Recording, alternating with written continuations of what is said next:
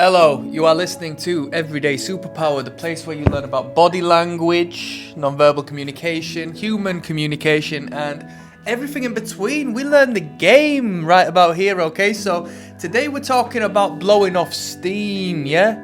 What's blowing off steam? Blowing off steam is,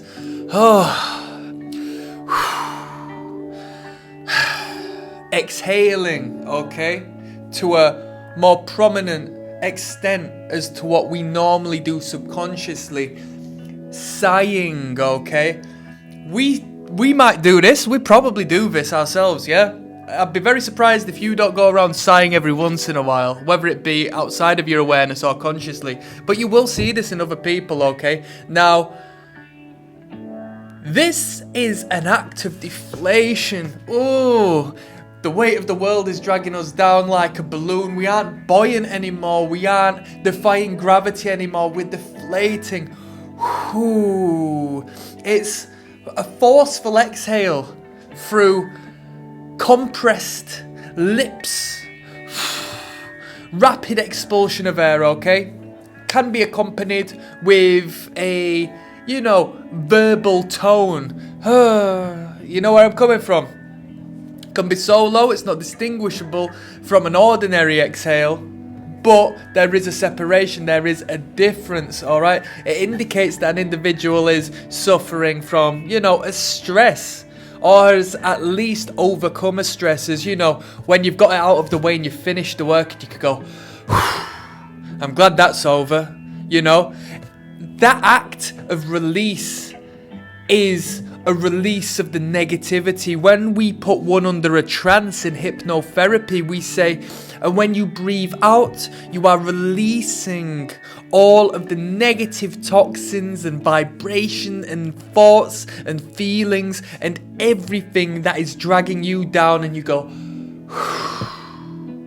and allow it to release, and you still feel the same way even when you're not approaching it from that particular manner, okay? Purely as when we exhale, such as the individual who does the vice versa and whistles in an uncomfortable position under stress.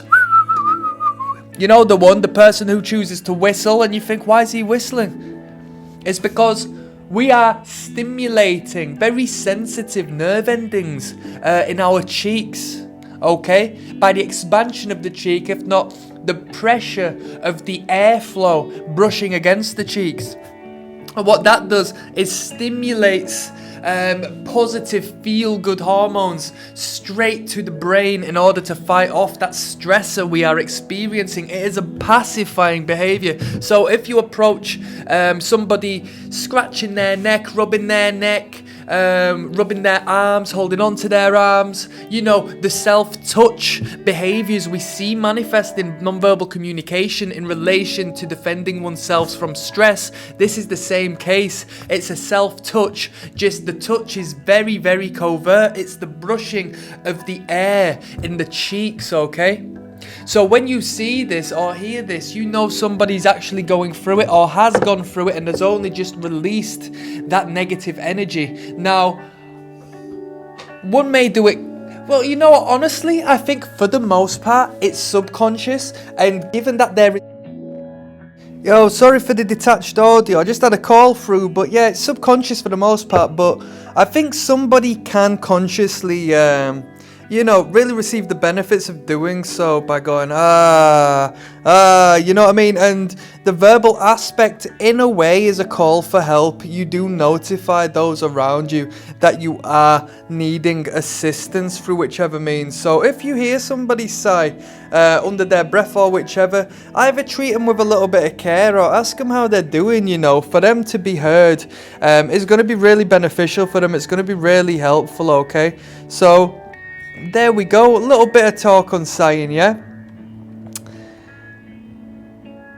It can be used as a means of showcasing disagreement. So if somebody's sort of talking your ear off about something you disagree, you can go, which can be in relation to frustration, alright? The non-verbal signal will be understood. It may escalate the situation, don't get me wrong, because... it will be assessed and understood at that potential moment in time of you being under stress of the disagreement, but you know, you might not necessarily have to verbally argue, you know, more so just produce this quite comic-esque reaction. So, just to recap, the blowing air out does indicate frustration, disapproval potentially, uncertainty, and it is a pacifying behaviour. It's significant of stress of one kind or another, and it's a release of that pressure into the air. So our internal frustration and stress is being released externally and away from us. Alright, so when a balloon loses its pizzazz, it deflates, right? And it's similar to the emotional deflating of a person, alright? The person is like the balloon. If we think of depression, oh, I'm depressed, okay? The person might blow out air forcefully to just relieve themselves of the struggle and the internal issues they're dealing with, okay? When a balloon is weighed down, it may release some of that air under the pressure, such as us as human beings, okay? And there we go. Pay attention to any cluster that comes along with that, as it may also come with a general gravity, you know, weight of the world element of their physiology. So the shoulders are slumped and low, the body as a whole is lower to the ground, posture might not be great. All right, and without further ado, I'm going to sign out, people. So one love.